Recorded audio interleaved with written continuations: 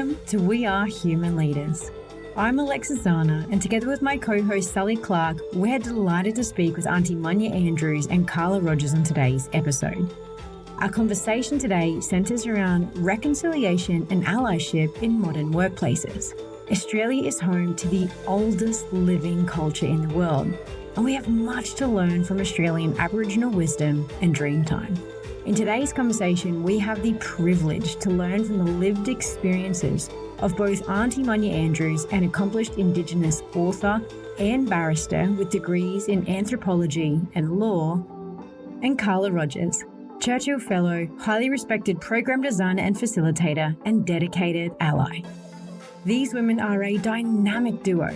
Together, they've co-authored the highly regarded Practical Reconciliation book, and they're co-directors of Evolve Communities. Today, we explore the 7 steps to reconciliation, a learning journey fundamental for all human leaders. Let's go. Welcome to the We Are Human Leaders podcast, Aunty Munya and Carla. It is an absolute pleasure to have you both with us today. And how we love to begin our podcast is getting to understand a little bit more about you. So I might pass over to Aunty Munya if I could first. Could you tell me a little bit more about your personal journey that's brought you to the incredibly important work that you're doing today? So Nangamaladi, first of all, to you and to all your listeners. So I'm Aunty Munya. I'm from the Kimberley region of Western Australia, is where I was born and grew up. And I just recall many years ago being at school, sitting out, looking at the blue yonder and wondering what lay out in the big wide world. I've always been fascinated by other peoples, other cultures, other languages, and so forth. So I always say to people, my cross-cultural awareness journey began then from a very early age. And then I went on to do a number of things. But Carla and I met up a few years ago. That was in 2011, I believe it was, Carla. Yeah. And on the same project, Carla invited me to join a project that she was doing, working with Indigenous communities in the Gulf country of Australia, up there in Queensland, at Doomadgee and Mornington Island communities. And just through talking to one another, Carla and I discovered we had shared a similar vision for Australia and the world, if you like, and that's to create a kinder, more inclusive Australia. And so once we got chatting, we thought, right, how are we going to do that? And we realised fairly early we'd need to do that through allyship that provided the tool for us to create that. So we went off and put our two heads together, Carla's very extensive experience in community engagement and mine in cultural awareness, and combined the two together, where we've now developed a number of programs for people based on reconciliation and allyship.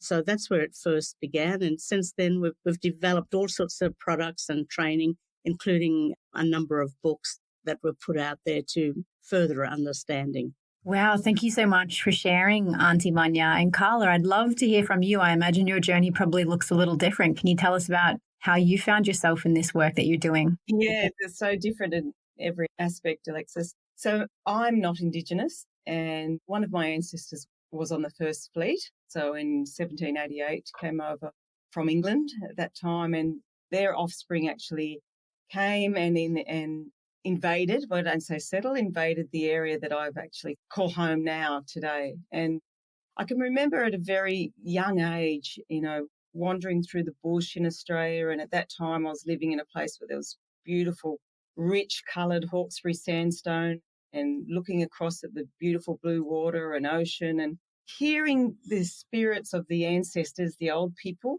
in the bush. And this was quite young. I was a pretty odd kid. But thinking, oh, okay, there's Aboriginal people in Australia, but where are they? I don't learn about them at my school. I don't see them at my school. They're sort of invisible, or, at that time it was even preschool. And all I saw was sort of stereotypical images of Aboriginal people. And, a favourite program at that time was Skippy, the bush kangaroo. And, I craved for glimpses of Aboriginal people. And so it really started from a craving for an Aboriginal friend. And what's quite interesting is my schooling, I would say that the school I went to was very white, or probably there were Aboriginal people, but they weren't comfortable to identify.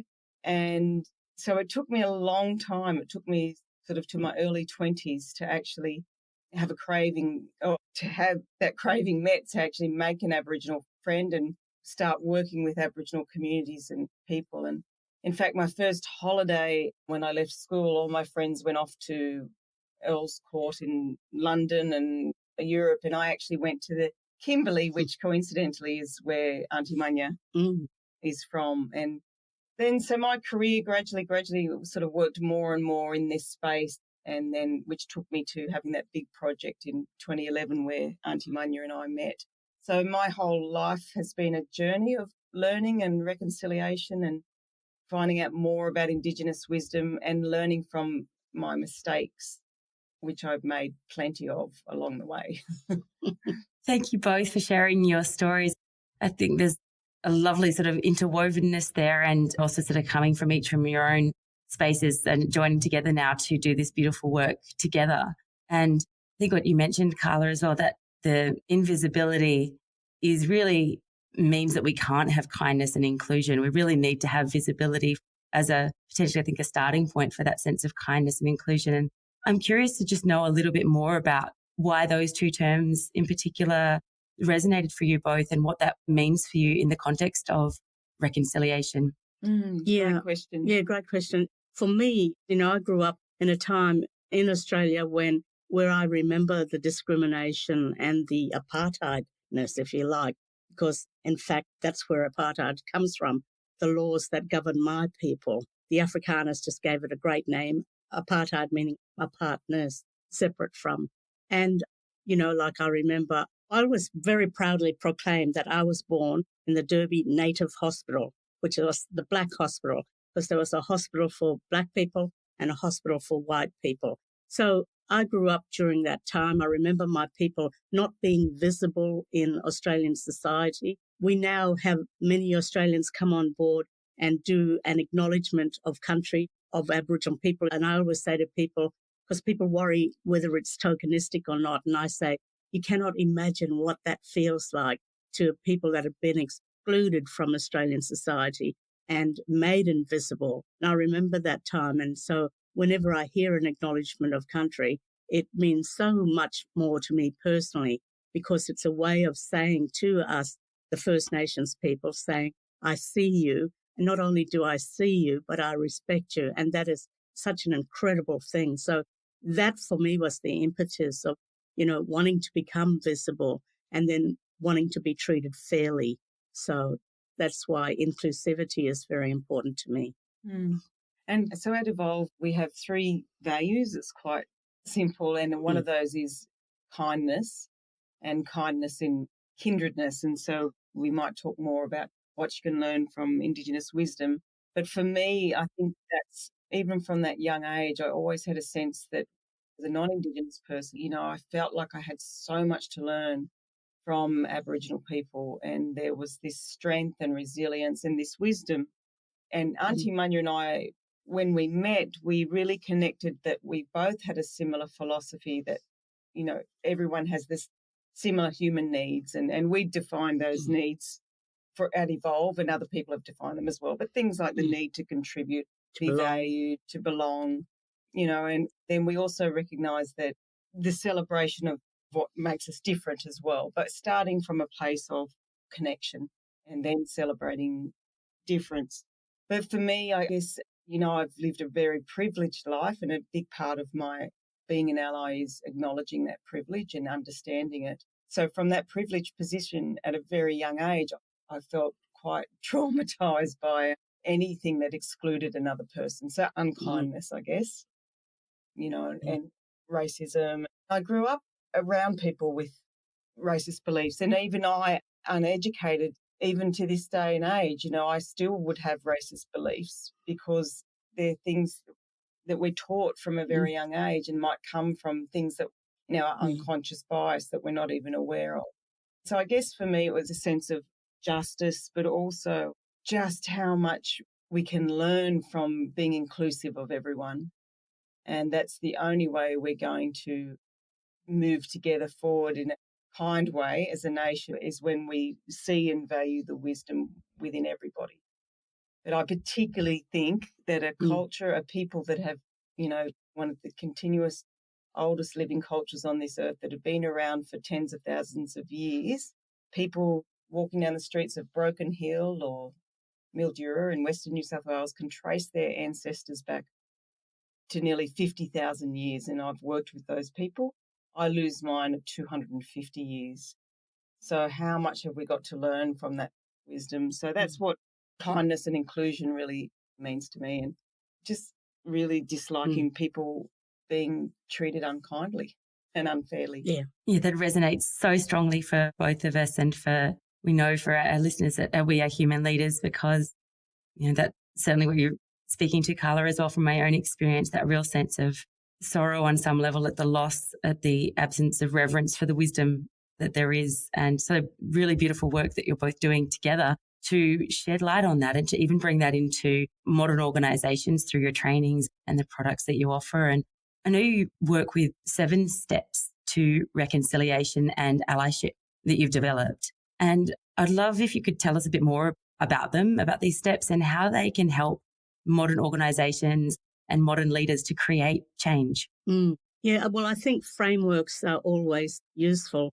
And so really these are the 7 basic building blocks, if you like, of reconciliation, the modules that we think people need to learn about, to be informed about, to educate themselves so that they can contribute to this process, this journey of reconciliation. It's particularly designed for people like myself who are non-Indigenous, to increase my confidence and understanding of the importance of me being an effective ally to Aboriginal and Torres Strait Islander people. But of course, in teaching those skills, they're cross-cultural, like you can apply them to all relationships and for benefit. So the first one is actually reconciliation. And as Aunty Munya said, we like to teach frameworks, and we have a framework within that which has been so popular.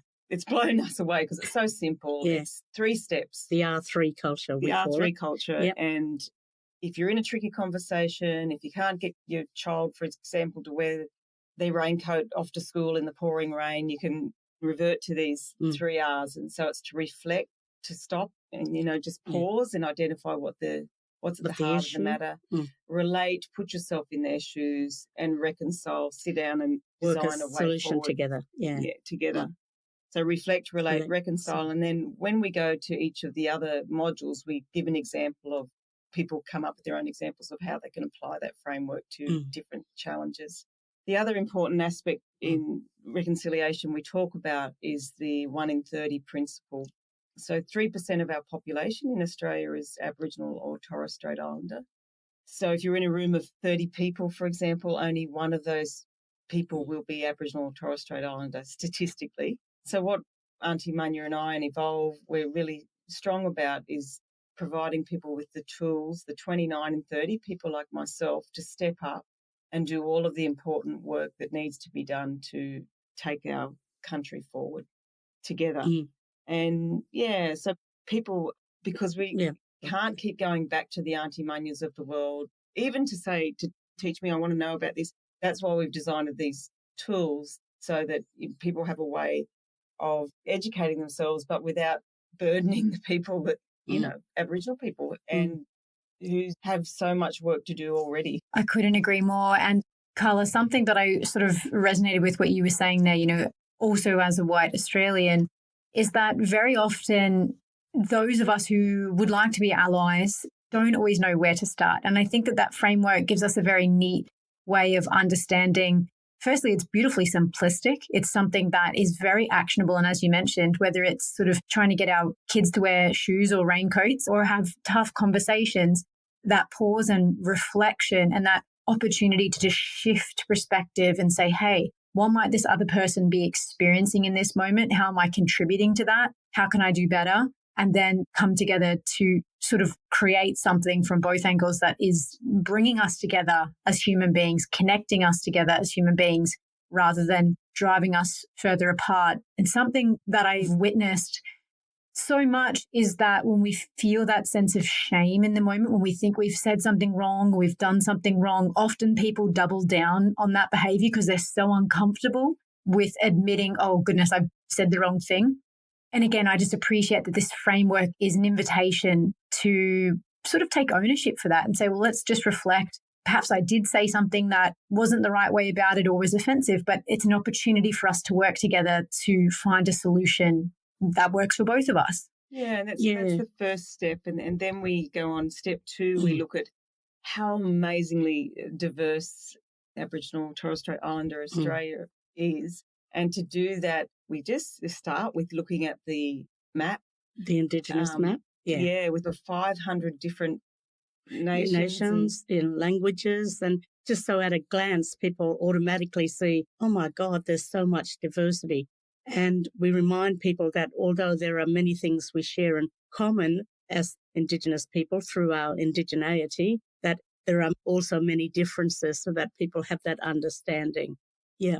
And we do the comparison of, we do actually superimpose a map of Europe over the map of Australia and, have people go through an exercise of imagining travelling through Australia with their passport. And then we talk about important cultural protocols as you move from one country to another and acknowledgement of country and welcome to country. And we have people do a short meditation or visualization of going to a special place on country and really coming to a point of gratitude. And it's that sense of gratitude that you can express when you are doing an acknowledgement. We look at identity, what it means to be Aboriginal, and we look at breaking down stereotypes. And Aunty Munya has a beautiful expression when it comes to identity. Oh, I always say to people, us Aboriginal people, we laugh and joke about it and say, after all, a cup of tea is still a cup of tea, no matter how much milk is added. And I say to people, well, my milk's Scottish, but I'm still Aboriginal. And so it's like, what joins us as Indigenous people? And why is it important to emphasise your Indigenous identity here in Australia? And we have a quiz about Aboriginal Australia. That the questions are designed to break down stereotypes. So people, your listeners can jump online and do that. We have that online. It's been very popular. Yeah. And one of the questions is, which state has the most Aboriginal people? And most people get the answer wrong. It is, in fact, New South Wales, largely because of Sydney being the largest city. But also it calls into question, well, who are Aboriginal? You might pass an Aboriginal person on the street and they'll be fair-skinned and maybe blonde and blue-eyed even, but they're still Aboriginal. So still a cup of tea. Still a cup of tea. When we're looking at history, which is step 3, we look at truth-telling, which is an important part of the Voice to Parliament and the Uluru Statement of the Heart. But we look at it from 2 perspectives, Aunty Munya. Yeah, we look at it from the 2 perspectives, from white and black. So we start with the slogan of White Australia has a black history, from the NAIDOC poster of 1987. And that was considered very controversial at the time. People got upset, about how dare you talk about Australia having a black history. And the black history does refer to the murders, the massacres, the genocide. But we say to people, well, you can read this in one of 2 ways. You can read it in a positive light or a negative light. And the negative light does refer to all of those nasty things that happen. But the positive light is just simply acknowledging that before Gadiya people came to this country, that there were black people living here, each with their own languages and cultures and customs and practices and so forth. And where's the harm in acknowledging that? But also to have a holistic view of history, you have to look at the white and the black, like yin and yang, to have a more deeper appreciation of it. And we shouldn't shy away from those topics either, but nor should we stay stuck there in that place too. It's about moving forward as well. Yeah. And the impact of a shared history of 250 years, we look at that and how the impact's still very much alive today of stolen generation. And only as of a couple of years ago, there's quite a large percentage of Aboriginal people over 50 identified as being part of the stolen generation. And so we often deal with stereotypes. One stereotype is, why can't Aboriginal people just get over it and move on and get over history? And well, it's not when something happened, it's the impact of something. And the impact is still very much much felt today, yeah. But when we look at the enormous impact of our shared history of 250 years. We look at the length of time going back into dreamtime, and we roll out this yellow ribbon, which is 10 metres long. And on this 10-metre long ribbon representing 100,000 years, our shared history is only 2.5 centimetres. Yeah, and it really puts that into perspective for some people. Or to look at it another way, in a 24-hour day, our shared history is only 6 minutes. But the incredible impact we've had in that. And so for people they say, well, how can I be an ally? And it's to listen to people's stories and acknowledge people's stories. Watch movies, read books. We talk about rabbit-proof fence, and there's so many ways for us to honour people's stories. Yeah, so that's step 3. Sorry, we're only halfway through. All good. Did you want us to talk about other ones? Or?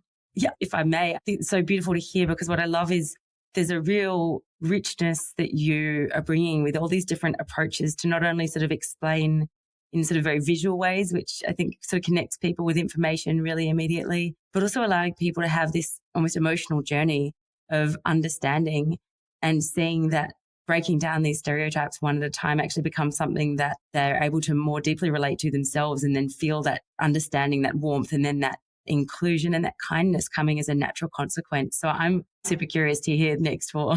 So for each step, we have immersive activities that enable that along the way. Yeah. So it is, Sally, exactly what you said. When you're going through this, it is a journey of self-reflection. So we share with people some concepts and thoughts, but it's all about, well, how does this apply to myself? How do I relate to this? So a perfect one is step 4, where we look at unconscious bias and cultural baggage, which we all have. And to do this, we have people speed dating, and we ask people a question like, if someone doesn't look me in the eye when I'm talking to them, what might I think of them? And we ask people to think back to what you were taught as a child, for example. Another question would be, if someone doesn't say please or thank you, what might I think of them? And people responses, for example, to what I was taught as a kid about someone that doesn't look me in the eye, or is that it's rude, it's disrespectful, they've got something to hide. And in fact, it just came to me recently, a memory of, I went to a Catholic primary school and was getting in trouble, possibly for talking too much. But I do remember being out in front of the class, and I was so embarrassed. So I was looking down because I was embarrassed. And I remember her saying to me, "You look me in the eye, you sneaky little girl. What have you got to hide?" So that was so ingrained on me then, that sense of shame. So I always made myself look at someone in the eye after that. But we've pulled out 7 key things here that generally in my culture, they're directly the opposite in Aboriginal culture. And it varies across a number of cultures. So for eye contact. Yeah, so for our people, we don't have a lot of direct eye contact at all. In fact, it's considered quite rude to be looking someone in the eye. And our people actually say of Gadiya people, they say they've got hard eyes because they peer inside you. And we're taught from a very young age to hang our heads down when we're talking, and especially when an elder is speaking. So that's our way of showing that elder our respect. And then an elder in the wider society can be someone in a position of authority, like a police officer, a teacher, or a nurse. And so, when a little Koori kid's at school, and what's the first thing the teacher says to them is, "Look me in the eye when I'm speaking to you." And they've just asked that kid to break one of the most basic protocols in our culture, which is not to look you in the eye. And we say to people, it doesn't mean we're hiding from something or being shifty or not listening is another one, because I find Aboriginal people are the world's greatest listeners, actually. There's times when I'm giving a talk, say, to a bunch of Aboriginal women, and they're doing everything except looking at me, looking out the window, looking down at the ground. But, geez, they can repeat back to you verbatim what you just said, because we're listening at the same time that we're, looking about us. So it's about giving people examples of that. And the same thing with please and thank you. There are no words for please or thank you in any Aboriginal language. There is in Torres Strait Islander, in their language. I forget the word for please, but their word for thank you is eso. So they'll say big eso to everything at their meetings and whatnot. but with our mob, not so. But there's a reason for that also, and we explore that when we do one of the other steps, which is kinship, the idea of reciprocity, because you're so obligated to everyone in society, everyone's looked after. It makes these words superfluous, please and thank you, because they're already done for you. So we're saying just because our kids don't say it doesn't mean that they're not grateful either. You can express your gratitude in other ways. So, for instance, in Badi, my people would say something like Galagona. That's good. That's their way of saying thank you. Galagona, that's it. But it doesn't necessarily translate in English. We also explore Aboriginal English, and another aspect that we explore is the role of silence. And just wanted to mention that briefly before we talk a little bit more about kinship. With silence, for me, it's perceived as usually in conversation, or if silence is perceived in my culture as a gap, or, a void, something to fill in. And so we ask people, if I was to ask you a question, how long before you might start feeling uncomfortable and thinking in a group when someone's going to answer? And it's so interesting when we ask that and we see how long it takes for people to respond. Because some people will say, about 10 seconds, but they've responded within 1 second, kind of thing. So, like, to use an analogy, if a glass of water, for example, for me, if it was empty, just imagine that's silence. For me, the way I've been brought up, that's empty. That glass of water, that silence is a void. But for Aboriginal people, it's that glass of water in silence is full. It's full already. Immerse yourself in that. Yeah, that's part of communication, actually. It's a linguistic tool to gather more information by allowing time for silence and to sit with it. And we actually refer to Aunty Roge, who's a famous Indigenous Australian here, who teaches about silence through Dadidi, which is our Indigenous meditation practice, where we're taught once again from a very young age to sit with silence, and to that way we communicate with our environment as well, not just human beings, through silence, and just the importance of that. It's so remarkable, and listening to you both speak about this concept of silence then can't help but reflect on my childhood, where there was never a moment of silence in my household. And, how different I might be as an adult to me, because that's also, we want to talk about it in sort of psychology terms. It's a way to regulate ourselves and our emotions. And as you said, Aunty Munya, be with what already is. And that is, the moment already has everything we need. We don't need to fill the moment.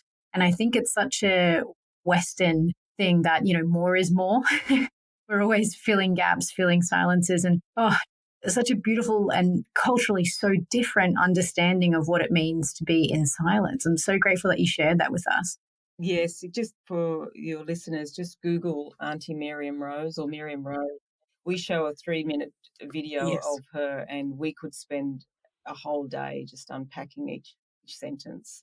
I have no doubt. I wanted to ask another question here, and we've touched on this word kinship a few times, and I think that's where you're headed with the 7 steps of reconciliation as well. And, this is something that in our work at Human Leaders, we see such a struggle for modern organizations, and that is truly creating belonging and inclusion.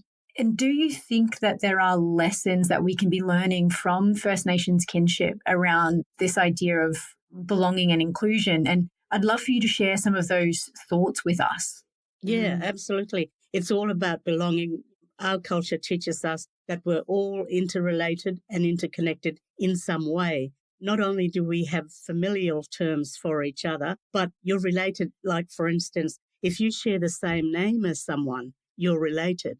We call that Gumbali, you my Gumbali. There's another Munya in the room, she's my Gumbali, just purely on the basis of having the same name, which carries a certain energy, for example. But not only are we also related to one another, but the animals and plants and trees and stars are all our relatives as well. And so we teach about a kinship system, and there are many different models around Australia, but basically they share the same fundamental concepts of belonging. And so what we do, we call it skin in Northern Australia, SKIN.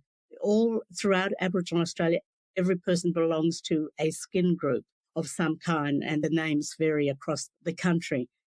I always say to people, it's like zodiac signs and horoscopes. You're born into particular groups that are related, about whether they're air, earth, or fire. Same with skin. And so what we do is we place these people into the different skin groups and show them how they're related to one another. The system is absolutely amazing. The mathematicians absolutely love it because of the algorithms of kinship, and the mathematics contained in the system is just incredible as well. But it is all about relating and belonging to one another. In fact, there are no words for orphan in any Aboriginal language because there are no orphans. Everybody belongs. There are no outsiders. Everybody fits in, and you're obligated to one another in some way. And it can be quite hilarious when we take people through the kinship system and they have to set off and go and find all their relatives, and you just get these gutty people running around going, "Are you my cousin brother, my uncle?" And it's just hilarious. But at the end of the day, they end up with a whole list of relatives. And then to drive the point even further, we do another activity with strings, coloured strings. So you'll have red string for the mother to child, and people are holding these strings. And then we'll have green for who you are straight for. And it's got nothing to do with sexuality. It's got to do with the lines that are drawn. People see that. There's lines that are, again, it's mathematical. It's fantastically set up. Who you can marry. Yeah. And so straight, they're holding these green strings, and you get the parental strings are red. Then you get this also one taboo relationship in our community, and that's with your mother-in-law. You're not allowed to speak to your mother-in-law, and she can't speak to you either.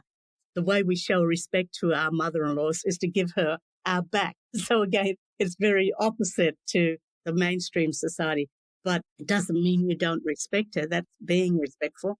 But I always say to people, my people have been around for thousands of years. We really understand human dynamics. So we avoid problems with mother-in-laws especially because you're just not allowed to interact with them in the first place. From that, people just really gain a strong sense of family, because one of the stereotypes of Aboriginal people are they're all related to one another, except this one's true. We are, and we show exactly how we are. And from that, people just walk away with a greater appreciation for our people, the cleverness of the system, because it's designed to avoid interbreeding with one another and the genetic complications that can come from that and so forth. And just that depth of the knowledge and how everything fits in. Our stars and planets and trees, they fit into the skin systems too. That explains why you might call eagle your brother, or the tea tree my sister, and so forth. So you have these familial relationships with everything around you. One Aboriginal woman who I used to work with, we were out at lunch one day and we passed these tea trees, and she stopped and she said, "Oh, hello, my sisters." And they were her sisters in the kinship system. "How are you going?" And she went there and she said, "You're looking really ragged these days." And she started to clear them a bit. "There you go, my sisters." And then we continued walking. And it's just that reverence and love for everything around us. And that's the magic of the system. And what we then say to people is, how can we create this at work? How do we create this feeling of connection and belonging so that we can feel like family? So one of the exercises that people get away to reflect on how they might develop or create that in the workplace. It's such a beautiful description, Aunty Munya, of, I think for me what it feels like is there is no non-belonging, because by definition to exist is to belong. And I remember being a little kid, and we used to go camping in the outback in South Australia, and I have this profound memory of looking up at the stars and feeling so small and so profoundly connected at the same time. I've thought a lot about that memory, and there were probably quite a few of them that have sort of just melded into one for me, but that real sense of an innate belonging. So it almost feels like what you're describing is almost just a reminder of what is, and that in our modern society, there's a lot of pulling away and distinction rather than just acknowledging that innate, always belonging. Absolutely. And how can you feel that you don't belong? We saw that during COVID, where people were feeling disconnected, and we would just resort to Aboriginal wisdom and say, no, we're all connected, we're all related, we have to reach out to each other. So There's no sense of not belonging. Absolutely right. No, Aunty Munya, because I've struggled with that all my life, Sally, that sense. And I've said to Aunty Munya, I just don't feel like I belong here or to this or to that. And Aunty Munya looks at me like I'm nuts. And she's like, she doesn't get it. She's like, how can you not belong? Yeah. Like, as you said, you exist. Yeah. Country is country. The land is family. You know, you belong to the country. People ask me all the time, how can I develop a stronger connection to the land? And I say, the bones of your people are buried in this earth. You already have that connection. You don't have to go off looking for it. Your people are buried in this country. Gosh, what more of a stronger connection do you want? Yeah, beautiful. Absolutely. And Aunty Munya, on that, there's so much that we could sit and unpack there because it's such an incredible kinship system. But it sounds to me as well that through this system, through this innate interconnectedness, that there simply is more tolerance and acceptance and less otherness. And I just wonder, does that also sort of, because again, something that we see very much in organizations and in the Western world in dialogue right now is a lot of issues around belonging with sexual orientation, gender, all of these different sorts of ways that we can label and create otherness amongst ourselves. In Indigenous culture, does that transcend that? Does that kinship transcend those differences that we might notice in one another otherwise? Absolutely. And in fact, after we take people through the kinship system, the question I pose to participants, I show slideshows, different photos of human beings. I say, what would happen, do you think, in our hearts and our minds when we see everyone as family? And there might be someone whose skin is different, or perhaps they've got some markings on their face or tattoos, or they're wearing strange clothing like the hijab and that. We don't understand why they do that. Or perhaps they share different political opinions, and we always put Auntie Pauline up there as well, Auntie Pauline Hanson and Donald Trump, but they're family. And just how people respond is just amazing. They're touched and they come back with, oh, we become more tolerant, we become more understanding, we become more inclusive.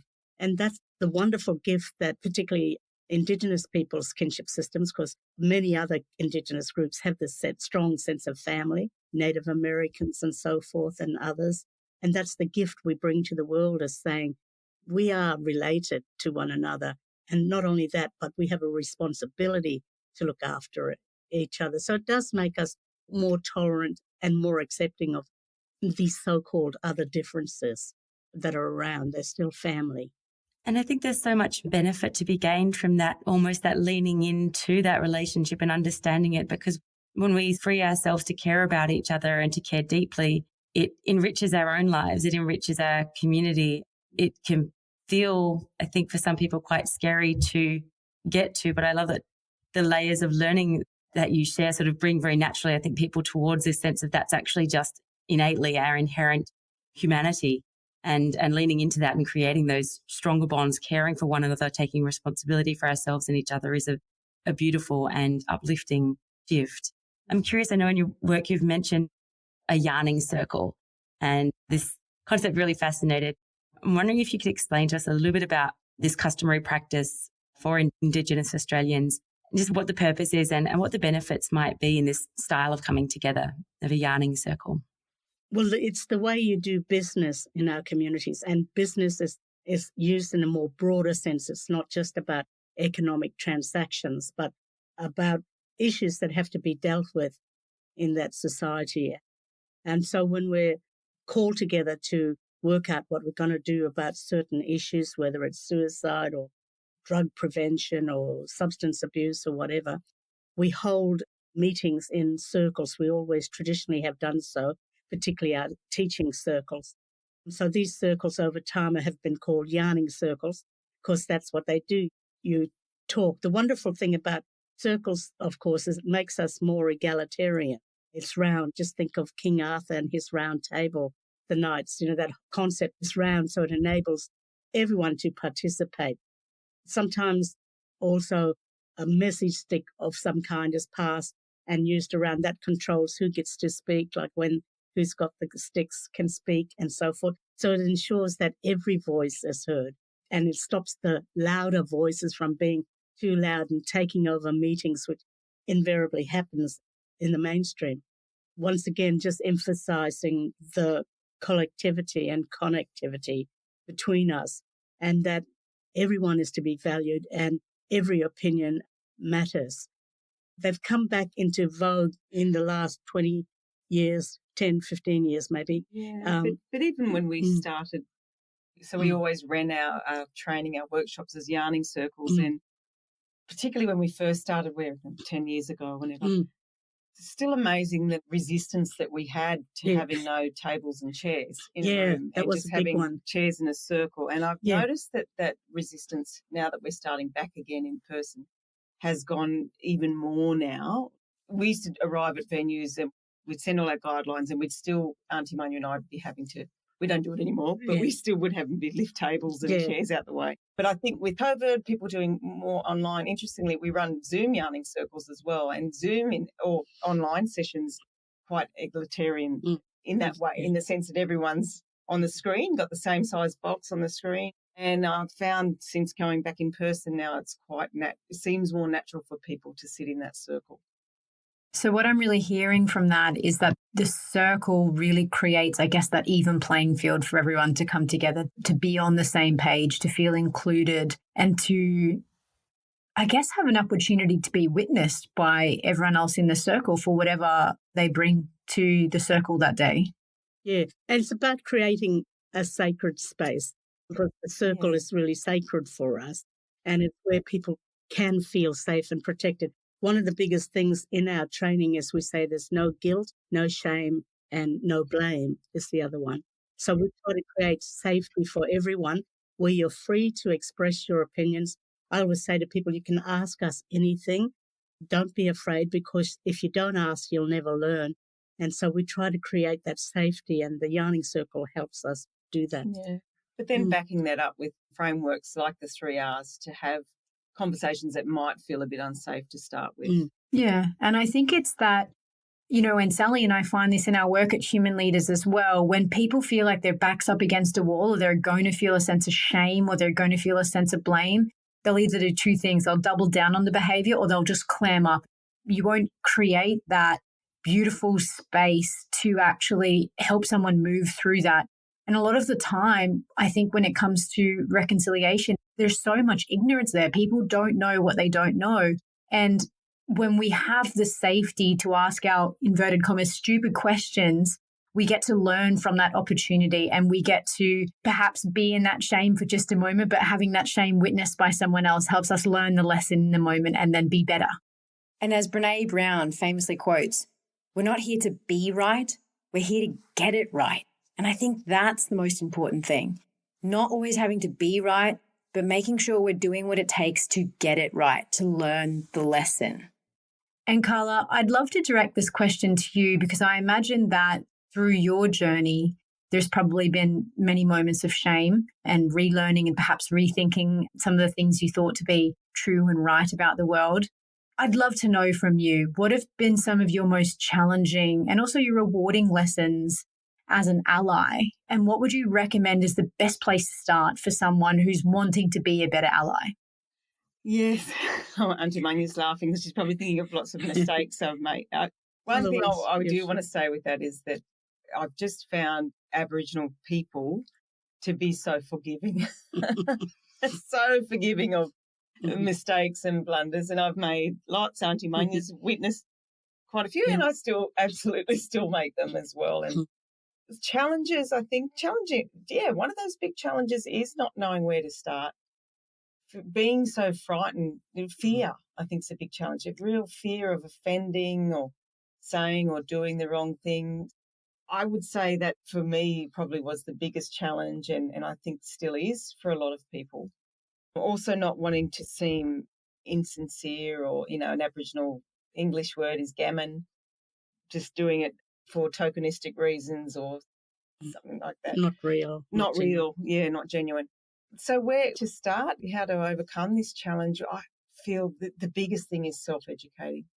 The biggest thing has been educating myself, and maybe even not rushing out there to, I said I had this and this sounds a bit gammon too now when I say it, but this yearning for an Aboriginal friend, but not rushing out there and making lots of blunders, but sort of slowly taking little actions, taking actions to be an ally, to stand up to racism. You have to be bold and courageous and take bigger actions, but you don't have to start at that place. You can find out, for example, if you don't know, find out who the traditional owners are. Find out what this acknowledgement of country thing is all about. And when we're teaching acknowledgement of country, I say to people, it's not something I fairly rarely do it in a formal situation, but every day I try to remember when I go for my walk and suddenly hear this beautiful bird and I'm like, oh, that's right. I have an acknowledged country. Hello, old people. It's Carla. I'm going for a walk through your country. It's also a practice, as Aunty Munya would say, to ask for safe passage. So if I'm trying to learn to surf this year and I'll go out there and I'll suddenly see a grey thing and I'll think, oh, quick, acknowledged country. Hello, old people, please protect me from the sharks. And I didn't do that the other week and I ended up getting a surfboard in the lip and 6 stitches. I would say country just slapped me in the face. Oh, wow. Wake up, girlfriend. Yeah, I'll have to remember that one the next time I'm surfing here in Byron Bay. Then that's, I'll start doing that. Yeah. That enables people to think about why. And while it's respectful, it's also for your own benefit, I say to people. It is about making sure you don't get lost in this country. It's a huge country. So if you call out to the spirits and the people, they'll help you. They'll stay with you. You won't get lost. You won't get bitten by snakes and so forth. So, So the biggest challenge is fear and not knowing.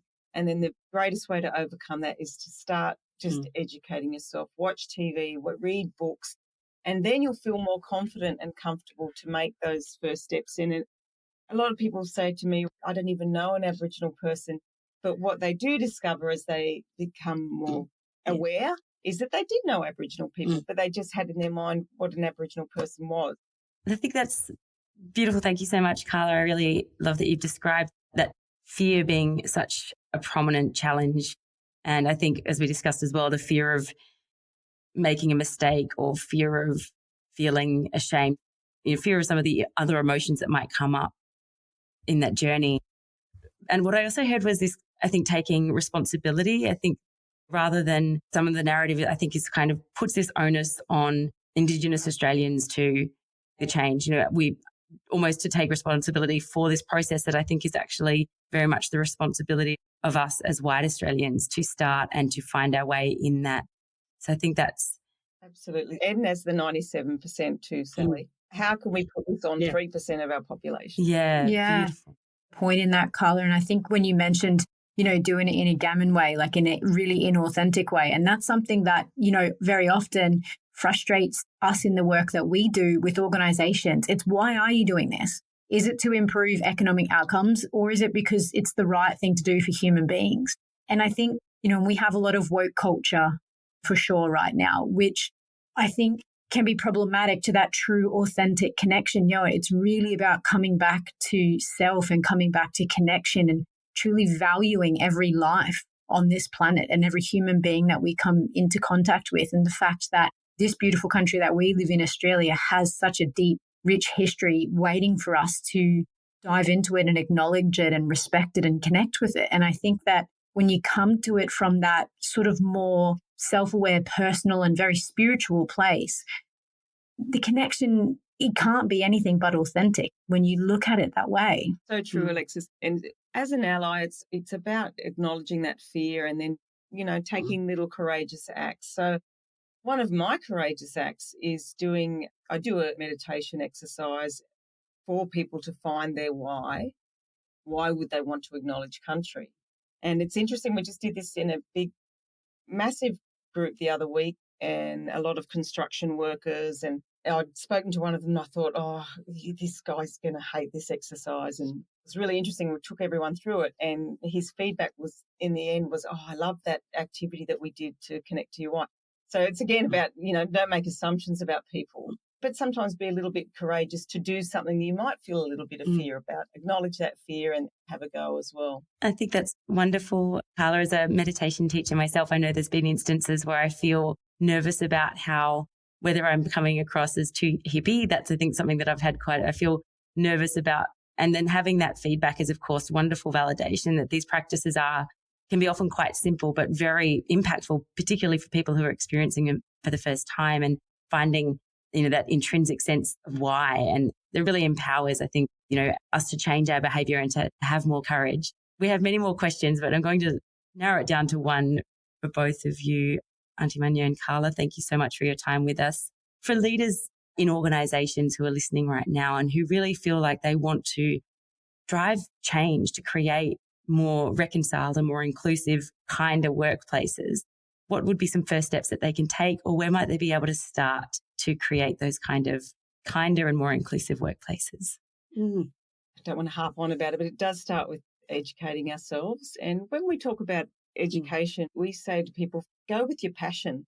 If you're passionate about art, get into, for example, Aboriginal art and find out the stories behind that art. Or if you like reading, read in that area. And also eventually find your local communities and what's happening and connecting to those events to then bring this into the workplace. There's lots of programs and ways. I mean, a lot of workplaces would be familiar with Reconciliation Australia, and people do reconciliation action plans, which have their commitment to reconciliation. But you don't have to go as formal as that. Like when people do our programs, if they liked an activity like looking at the map of Aboriginal Australia, we say, well, take it along to your next meeting and have everyone identify who the traditional owners are. And then you can start bringing these values of inclusion and belonging in the workplace. Because everything that we teach, I mentioned, like it's applicable to all. It's all about creating an inclusive, belonging workplace, not just for Indigenous people, it's for all people.